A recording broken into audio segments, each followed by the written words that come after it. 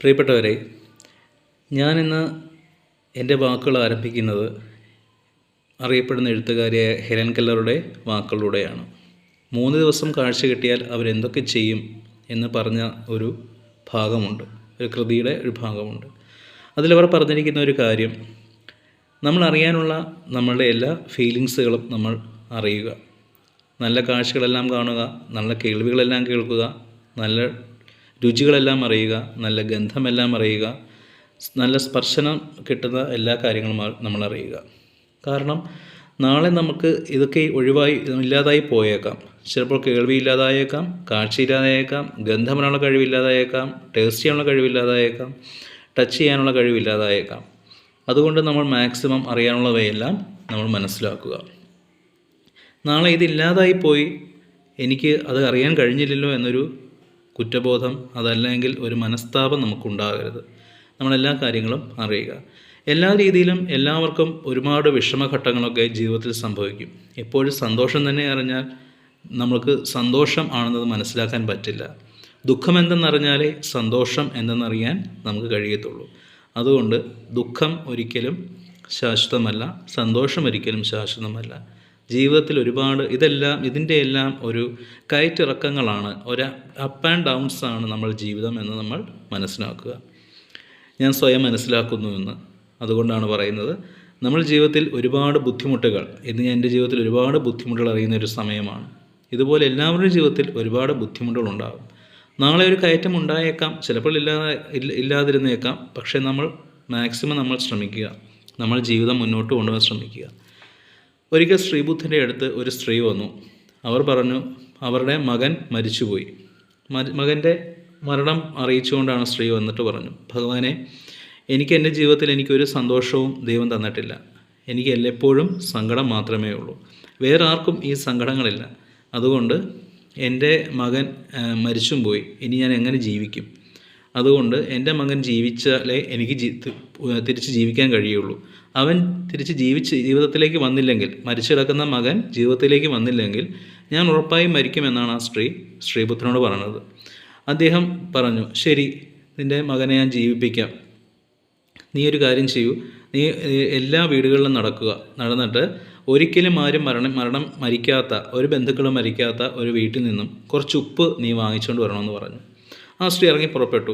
അവർ ഓരോ വീടുകളിലും പോയി. അവരുടെ വീടുകളിൽ അവരുടെ ബന്ധുജനങ്ങളോ അല്ലെങ്കിൽ ആരും മരിക്കാത്ത ഒരു വീട്ടിൽ നിന്നും കുറച്ച് ഉപ്പ് വാങ്ങിക്കാനായിട്ടാണ് അവർ പോയത്. അവർ പോയപ്പോഴാണ് അവർ മനസ്സിലാക്കിയത്, തൻ്റെ ദുഃഖം മാത്രം അല്ല, ഇതിനേക്കാൾ അധികം ദുഃഖങ്ങൾ അനുഭവിക്കുന്ന ഒരുപാട് വീടുകൾ അവർ ചുറ്റുവട്ടങ്ങളുണ്ടെന്ന് അവർ മനസ്സിലാക്കി. തിരിച്ചവർ മനസ്സിലാക്കിയത് ശ്രീബുദ്ധനടുത്ത് വന്ന് പറയുകയും ചെയ്തു, എനിക്ക് ഉപ്പ് കിട്ടിയില്ല. അപ്പോൾ പറഞ്ഞു, നീ പോയ വീടുകളിലൊക്കെ എങ്ങനെയായിരുന്നു എന്ന് ചോദിച്ചു. അപ്പോഴാണ് ആ സ്ത്രീക്ക് മനസ്സിലായത്, തനിക്ക് മാത്രമല്ല ഉള്ളത്, ഈ ലോകത്ത് ഒരുപാട് പേർ ഇങ്ങനെയൊക്കെയുള്ള ജീവിതം ജീവിക്കുന്നുണ്ട്. ഇതൊരു എഴുതപ്പെട്ട കഥയൊന്നുമല്ല, പറഞ്ഞു കേട്ടൊരു കഥയാണ്. പക്ഷേ എന്നിരുന്നാലും നമ്മളത് മനസ്സിലാക്കേണ്ട ഒരു കാര്യം, ഒരുപാട് പേർക്ക് ഒരുപാട് ദുഃഖങ്ങൾ അറിയുന്നുണ്ട്. നമുക്ക് മാത്രമല്ല, നമ്മളുടെ ദുഃഖങ്ങളും ദുഃഖങ്ങൾ തന്നെയാണ്. അവരവരുടെ ദുഃഖങ്ങൾ അവരവർക്ക് വലിയ ദുഃഖങ്ങൾ തന്നെയാണ്. ചിലപ്പോൾ നമുക്ക് തോന്നും മറ്റുള്ളവരുടെ ദുഃഖങ്ങൾ വെറും നിസ്സാരം, നമ്മുടെ ദുഃഖങ്ങളാണ് ഏറ്റവും വലുത്. അങ്ങനെയല്ല, എല്ലാവർക്കും ദുഃഖങ്ങളുണ്ട്. ആ ദുഃഖങ്ങളൊക്കെ നമ്മൾ അറിയണമെന്നില്ല, അവർ ചിലപ്പോൾ പറയണമെന്നില്ല. അതുകൊണ്ടാണ് നമ്മൾ അറിയാതെ പോകുന്നത്. പുറമേ ചിരിക്കുന്ന പലരുടെയും ഉള്ളിൽ ഒരുപാട് ദുഃഖങ്ങളും പ്രയാസങ്ങളും ഉണ്ടായിരിക്കും. പക്ഷേ മുൻപിൽ അവർ ചിരിച്ചായിരിക്കും നടക്കുന്നത്. നമ്മളും അങ്ങനെ തന്നെ ആകാൻ ശ്രമിക്കുക. ദുഃഖങ്ങളൊക്കെ നമുക്ക് കുറച്ച് ഷെയർ ചെയ്യുകയും വേണം. നമ്മുടെ ദുഃഖങ്ങളിൽ മറ്റുള്ളവർക്കും ചില കണ്ടെത്തലുകൾ, നമ്മുടെ ദുഃഖങ്ങൾ ദൂരീകരിക്കാനുള്ള ചില കണ്ടെത്തലുകൾ ചിലപ്പോൾ മറ്റുള്ളവർക്ക് തരാൻ കഴിഞ്ഞെന്ന് വരും. അപ്പോൾ അത് നമ്മൾ കണ്ടെത്തി മുന്നോട്ട് പോവുക. ദുഃഖങ്ങൾ ഉണ്ടാകുന്നതിന് ഇന്നത്തെ കാലത്ത് ദുഃഖങ്ങൾ ഉണ്ടാകുന്നതിന് പ്രധാനപ്പെട്ട ഒരു കാര്യം പണം തന്നെയാണ്. പണം 100%-വുമല്ല, എന്നാൽ ഒരു 80% പണത്തിൻ്റെ അപര്യാപ്തത ദുഃഖത്തിന് വഴിതെളിച്ചേക്കാം. പണം ഉണ്ടാക്കാനുള്ള വഴികൾ ഒരുപാടുണ്ട്. കുറുക്ക് വഴികൾ നോക്കാതിരിക്കുക. നല്ല നല്ല വഴികൾ നമ്മൾ കണ്ടെത്തുക.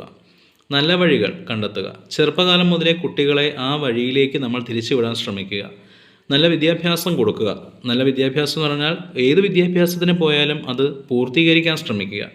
എൻ്റെ ഒരു അനുഭവത്തിൽ നിന്നാണ്, ഞാൻ എൻ്റെ ഒരു വിദ്യാഭ്യാസം പൂർത്തീകരിച്ചിട്ടില്ല.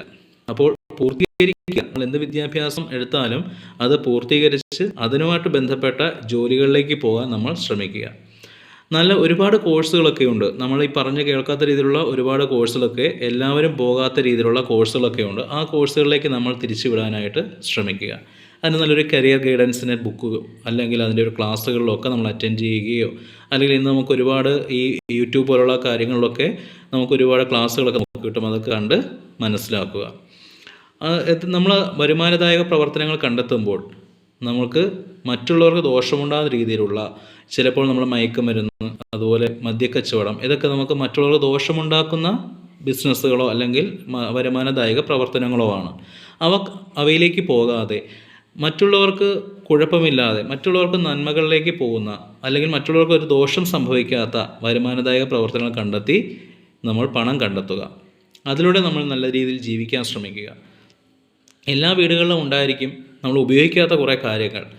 നമ്മൾ മറ്റുള്ളവർക്ക് വേണ്ടി കാത്തു വെച്ചിരിക്കുന്ന ചില വസ്തുക്കളൊക്കെയുണ്ട്.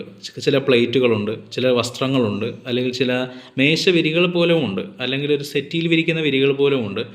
ആരെങ്കിലും വന്നാൽ നമുക്ക് ഉപയോഗിക്കാം എന്നും പറഞ്ഞ് മാറ്റി വെച്ചിരിക്കുന്ന ചില പാത്രങ്ങളും മറ്റു വസ്തുക്കളും, ഇതൊക്കെ നമ്മളുടെ ആവശ്യങ്ങൾക്ക് വേണ്ടി വാങ്ങിച്ചു വെച്ചിരിക്കുന്നതാണ്. അത് നമ്മൾ എന്ത് ചെയ്യുക? നമ്മൾ സ്വയം അത് ഉപയോഗിക്കുക. നാളെ ഇതൊക്കെ ഉപയോഗിക്കാൻ നമ്മൾ ഉണ്ടായെന്ന് വരില്ല. നമ്മളിത് ചിലപ്പോൾ നമ്മൾ ഉപയോഗിച്ചെന്ന് വരില്ല. നമ്മൾ ഒരിക്കലും ഉപയോഗിക്കാത്ത പല വസ്തുക്കളും വീടുകളുണ്ടായിരിക്കും. അതൊക്കെ നമ്മൾ ഉപയോഗിക്കുക.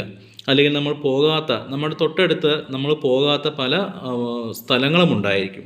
ഇപ്പോൾ നമ്മൾ എന്തെങ്കിലും ഒരു ചെറിയൊരു കെട്ടിടം പണിതു, അല്ലെങ്കിൽ വലിയ എല്ലാവർക്കും കാണാവുന്ന രീതിയിലുള്ള ഒരു പാർക്ക്, അല്ലെങ്കിൽ ഒരു അരുവിയുടെ ഒരു ഭാഗം, അല്ലെങ്കിൽ ഒരു ക്ഷേത്രത്തിൻ്റെ, ഒരു പള്ളിയുടെ ഏതെങ്കിലും ഒരു ഭാഗം ഒക്കെ നമ്മൾ പോകാത്തതുണ്ടായിരിക്കും. അപ്പോൾ നമ്മൾ അവിടേക്കൊന്ന് പോകാൻ ശ്രമിക്കുക. നാളെ നമുക്കിതൊന്നും പോകാൻ കഴിഞ്ഞില്ലെന്ന് വരാം. അപ്പോൾ നമ്മളത് പരിഭവിക്കും. അയ്യോ, എനിക്ക് ഇത്രയും അടുത്തുണ്ടായിട്ട് എനിക്ക് അവിടെ ഒന്ന് എത്തി നോക്കാൻ പറ്റിയില്ലല്ലോ. നമുക്ക് പോകാൻ കഴിയാത്തൊരവസ്ഥയിലേക്ക് എത്തിപ്പെടാം. നമ്മളെന്നും ഒരുപോലെ മനുഷ്യനിരിക്കില്ല. നമുക്ക് ഒരുപാട് അസുഖങ്ങൾ സംഭവിക്കും, നമുക്കൊരുപാട് അംഗഭംഗങ്ങളൊക്കെ ഉണ്ടാകാം.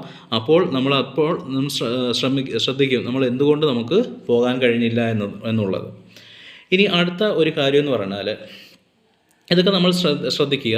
ഇനി അടുത്തൊരു കാര്യം എന്ന് പറഞ്ഞാൽ, നമ്മൾ എവിടെയെങ്കിലും ഒരു കാര്യം ചെയ്യാൻ ഉദ്ദേശിക്കുമ്പോൾ ഒന്ന് ചിന്തിക്കുക. ഞാൻ മുൻപൊരു വീഡിയോയിൽ പറഞ്ഞിട്ടുണ്ട് പ്ലാൻ ബിയെ പറ്റി. പ്ലാൻ ബി മാത്രമല്ല, പ്ലാൻ എ നമ്മൾ പൂർത്തീകരിക്കാൻ ശ്രമിക്കണം. നമ്മളൊരു സ്ഥലത്തിലേക്ക് പോകുന്നു. എനിക്ക് കഴിഞ്ഞ ഒരു ദിവസം സംഭവിച്ച ഒരു കാര്യം എന്ന് പറഞ്ഞാൽ, ഞാനൊരിടത്തേക്ക് പോകുമ്പോൾ അവിടെ വണ്ടി വയ്ക്കാനുള്ള സൗകര്യം ഉണ്ടായിരുന്നു. ഞാൻ ആ നേരെയുള്ള വണ്ടി വയ്ക്കാനുള്ള സൗകര്യം ഒഴിച്ച് ഞാൻ എൻ്റെ വണ്ടി കുറച്ച് പേ ആൻഡ് പാർക്കിലേക്ക് വെക്കാം എന്നൊരു രീതിയിലേക്ക് പോവുകയും അവിടെ വെച്ച് എനിക്ക് ചെറിയൊരു ആക്സിഡൻറ്റ് സംഭവിക്കുകയും ചെയ്തു. ഇപ്പോൾ ഞാൻ അതിൻ്റെ ഒരു ബുദ്ധിമുട്ടിലിരിക്കുകയാണ്. അപ്പോൾ ആ ഒരു ഞാൻ ആദ്യം കണ്ട ആ ഒരു സ്ഥലത്തിൽ വണ്ടി വെച്ചിരുന്നുവെങ്കിൽ എനിക്ക് ഒരു കുഴപ്പവും ഉണ്ടാവില്ലായിരുന്നു. എൻ്റെ വീടിൻ്റെ അടുത്തൊരു പയ്യൻ വർഷങ്ങൾക്ക് മുൻപ് അവനൊരു മരത്തിൽ കയറിയതാണ്. ഒരു പുളി പറിക്കാനായി കയറിയതാണ്. അവന് പുളി പറിക്കാൻ താല്പര്യമില്ലായിരുന്നിരിക്കാം. എൻ്റെ ഈ ഒരു കാര്യം വന്നപ്പോഴേക്കും ഞാൻ ഓർത്തത് അവനെപ്പറ്റിയാണ്. ചിലപ്പോൾ അവന് ആ ഒരു നിമിഷം തോന്നിയതായിരിക്കാം പുളി പറിക്കാൻ പോകണമെന്നത്. തുടക്കത്തിലേ തോന്നിയിരിക്കാം പോകരുതെന്നുള്ളത്. എനിക്കും അങ്ങനെ തോന്നിയിട്ടുണ്ട്. എനിക്ക് പലപ്പോഴും പല തോന്നലുകളും തുടക്കത്തിലേ ഉണ്ടാകും വേണ്ടായിരുന്നു എന്നുള്ളത്. അന്ന് ഞാൻ എൻ്റെ ഈ ഒരു ചെറിയൊരു അബദ്ധത്തിലേക്ക് പോയപ്പോഴേക്കും, എനിക്ക് ചെറിയൊരു ആക്സിഡൻറ്റ് സംഭവിക്കുമ്പോഴേക്കും ഞാൻ ഈ പറയുന്ന സ്ഥലത്തിലേക്ക് പോകണ്ട എന്ന് പറഞ്ഞാണ് വീട്ടിൽ നിന്ന് ഇറങ്ങിയത്. പക്ഷേ വഴിക്ക് വെച്ച് എനിക്ക് ചെറിയൊരു തോന്നലുണ്ടാക്കി ഞാനങ്ങ് പോവുകയും ചെയ്തു. കഴിഞ്ഞ ദിവസം, ഇന്നലെ ഈ വീഡിയോ എടുക്കുന്നതിൻ്റെ തലേ ദിവസം, ഞാനും എൻ്റെ വൈഫുമായി ഞങ്ങളൊരിടത്തേക്ക് പോയി. പോകുന്ന വഴി ഒരു ചെറിയൊരു കാര്യമാണ്.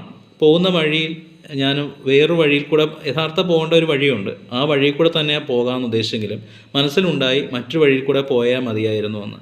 കാരണം യഥാർത്ഥത്തിൽ പോകേണ്ട വഴി കുറച്ച് ഗട്ടറുള്ള വഴിയാണ്. അതിൽ കൂടെ പോയി കഴിഞ്ഞാൽ വണ്ടിക്കും ഞങ്ങൾക്കും ഒക്കെ ബുദ്ധിമുട്ടുണ്ടാകും. പക്ഷേ എങ്കിലും ഞാൻ എളുപ്പം പോകാൻ വേണ്ടി ഈ യഥാർത്ഥ വഴി കൂടെ തന്നെ പോകാമെന്ന് വിചാരിച്ചെന്നപ്പോഴാണ് അവിടെ പകുതിക്ക് ചെന്നപ്പോഴാണ് റോഡ് പണി കണ്ടത്. തിരിച്ച് വന്നപ്പോഴേക്കും നിറയെ പൊടിയൊക്കെ ആയിട്ട് ആകപ്പാടെ പ്രശ്നമായിട്ടാണ് തിരിച്ച് ഞാൻ രണ്ടാമത് പോകാമെന്ന് ഉദ്ദേശിച്ച വഴിയിലൂടെ പോയത്. അപ്പോൾ നമ്മൾ ചിന്തിക്കുന്ന പല കാര്യങ്ങളും ചിലപ്പോൾ അബദ്ധങ്ങളിലേക്ക് എത്തിപ്പെട്ടേക്കാം. ദൈവം നമ്മളെ തരുന്ന ഒരു മുൻകൂറായി നമ്മളെ അറിയിക്കുന്നതായിരിക്കാം, അല്ലെങ്കിൽ നമ്മുടെ മനസ്സ് നമ്മളെ അറിയിക്കുന്നതായിരിക്കാം. നമുക്കൊക്കെ ഒരുപാട് ടാലൻറ്റുകളുണ്ട്, നമ്മുടെ മനസ്സിലുള്ളവയാണ്. അപ്പോൾ അതൊക്കെ ചിലപ്പം ദൈവികമായിരിക്കാം, അതല്ലെങ്കിൽ നമ്മളിലുള്ള ഒരു ശക്തിയായിരിക്കാം അത് നമ്മളെ കൊണ്ട് ചെയ്യേണ്ട അല്ലെങ്കിൽ ചെയ്യണമെന്ന് പറഞ്ഞിരിക്കുന്നത്. അപ്പോൾ നമ്മളത് എന്ത് ചെയ്യുക? ഒന്ന് ചിന്തിക്കുക. എൻ്റെ ഒരു ജീവിതത്തിൽ പലപ്പോഴും ഞാൻ ചെയ്യേണ്ട എന്ന് എൻ്റെ മനസ്സിൽ തോന്നിയ കാര്യങ്ങളൊക്കെ ചെയ്യാതിരിക്കുന്നതായിരുന്നു എനിക്ക് നല്ലത്. ചെയ്യണം എന്നുദ്ദേശിക്കുന്ന കാര്യങ്ങൾ ചെയ്യണമായിരുന്നു. അങ്ങനെ ചെയ്യരുതാത്ത, ഞാൻ എൻ്റെ ഓപ്പോസിറ്റായി പോകുന്ന പല കാര്യങ്ങളും ഞാൻ അബദ്ധത്തിലേക്ക് ചെന്ന് ചാടിയിട്ടുണ്ട്. ഇത് പലർക്കും പല അനുഭവങ്ങളുണ്ടായേക്കാം. നിങ്ങൾ വന്നൊന്ന് ശ്രദ്ധിച്ചു നോക്കുക, എന്നിട്ട് അതിനെതിരെ പ്രവർത്തിക്കുക. അതുപോലെ ഞാൻ ഈ പറഞ്ഞ കാര്യങ്ങളൊക്കെ കുറച്ച് കണ്ടെത്തുവാനും നമ്മളുടെ വരുമാനത്തിൻ്റെ കാര്യം, അതുപോലെ നമ്മൾ ചെയ്യേണ്ട പ്രവൃത്തികൾ നാളേക്ക് മാറ്റി വയ്ക്കരുത്. നമ്മൾ എന്ത് കാര്യങ്ങൾ ചെയ്യാൻ ഉദ്ദേശിച്ചോ അതൊക്കെ നാളേക്ക് മാറ്റി വയ്ക്കരുത്. ചിലപ്പോൾ നമ്മൾ പല കാര്യങ്ങളും നമ്മൾ പഠിക്കുന്ന സമയത്തൊക്കെ എന്തെങ്കിലും കാര്യങ്ങളൊക്കെ ചെയ്യണമെന്ന് ഉദ്ദേശിച്ച് കഴിഞ്ഞാൽ, ഇപ്പോൾ കോളേജിലൊക്കെ പഠിക്കുമ്പോൾ നമ്മൾ നല്ലൊരു ഡ്രസ്സ് ഇടാതെ നമ്മൾ പോയേക്കാം. നമ്മൾ നല്ല ഡ്രസ്സൊക്കെ ഇടാനുള്ള ഒരു സമയം ഉണ്ടായിരുന്നു. അല്ലെങ്കിൽ നമുക്ക് കുറച്ച് നല്ല രീതിയിൽ മുടി ഒരു പ്രത്യേക രീതിയിൽ വെട്ടി പോകണം എന്ന ആഗ്രഹം ഉണ്ടായിരുന്നു. നാളെ നമുക്ക് ഇപ്പോൾ എൻ്റെ തലയൊക്കെ നോക്കിക്കഴിഞ്ഞാൽ മുടിയൊന്നും അധികമില്ല. മുൻപൊക്കെ നമുക്ക് അത്യാവശ്യം ഉണ്ടായിരുന്ന സമയത്ത് അതിനൊന്നും ശ്രദ്ധിക്കാതെ, അതിലൊന്നും ഒരു മാറ്റം വരുത്താതെ നോർമലി എങ്ങനെയൊക്കെ പോകാമോ ആ രീതിയിലേക്ക് പോവുകയായിരുന്നു ചെയ്തത്. ഇതൊന്നും അല്ലാതെ നമുക്ക് പോകാമായിരുന്നു. നമുക്ക് കുറച്ചൊക്കെ ചെയ്യാൻ പറ്റുന്ന സമയത്തൊക്കെ നമ്മൾ ചെയ്യാൻ കഴിയുന്ന കാര്യങ്ങൾ ചെയ്യുക. നമുക്കിപ്പോൾ എവിടെയെങ്കിലും പോയി ഒരു ഫുഡ് കഴിക്കണം, നമുക്കൊരു ആഹാരം ഷാപ്പിൽ പോയി ഫുഡ് കഴിക്കണം. മദ്യപിക്കാനല്ല പറഞ്ഞത്, അവിടുന്ന് ഫുഡ് കഴിക്കാനായിട്ട്. വേണമെങ്കിൽ മദ്യപിക്കാൻ താല്പര്യമുണ്ടെങ്കിൽ അത് ചെയ്യുക. അത് തെറ്റാണെന്ന് പറയുന്നില്ല. നമുക്കത് ആഗ്രഹമുണ്ടെങ്കിൽ അത് നമുക്ക് മറ്റുള്ളവർക്ക് ദോഷമുണ്ടാകുന്ന രീതിയിൽ നമ്മളത് ചെയ്യുക. നമ്മളുടെ ഷാപ്പിൽ പോയി ഫുഡ് കഴിക്കണമെന്ന് ആഗ്രഹം തോന്നുന്നു എങ്കിൽ അവിടെ പോയി കഴിക്കുക, അത്രയേ ഉള്ളൂ. നമ്മൾ അതിന് ചെറിയൊരു പണം കണ്ടെത്തേണ്ടിയിരിക്കുന്നു. ആ പണം കണ്ടെത്തേണ്ട മാർഗ്ഗങ്ങളും പറഞ്ഞു. നമ്മൾ പഠിക്കാനുള്ള എൻ്റെ ഒരു അടുത്ത വീഡിയോയിൽ ഞാൻ എങ്ങനെയാണ് നമുക്ക് പഠനം എങ്ങനെ, അത് കുട്ടികൾക്ക് വേണ്ടി ഞാനൊരു വീഡിയോ ചെയ്യുന്നുണ്ട്. പഠനം എങ്ങനെ എളുപ്പത്തിലാക്കാം, നമുക്ക് എങ്ങനെ ഓരോ കാര്യങ്ങളും, ഇപ്പം ഇന്നത്തെ കാലത്ത് ഒരുപാട് പഠിക്കാനുണ്ട് കുട്ടികൾക്ക്. അപ്പോൾ അതിനെപ്പറ്റിയൊരു വീഡിയോ ഞാൻ ചെയ്യുന്നതായിരിക്കും. അപ്പോൾ ഇത്രയൊക്കെ കാര്യങ്ങൾ എനിക്ക് പറയാനുള്ളൂ. ഇങ്ങനെ വെറുതെ ഇരുന്നപ്പോൾ തോന്നിയ ചില കാര്യങ്ങളാണ് നിങ്ങൾക്കായി ഞാൻ ഷെയർ ചെയ്യുന്നത്. Thank you.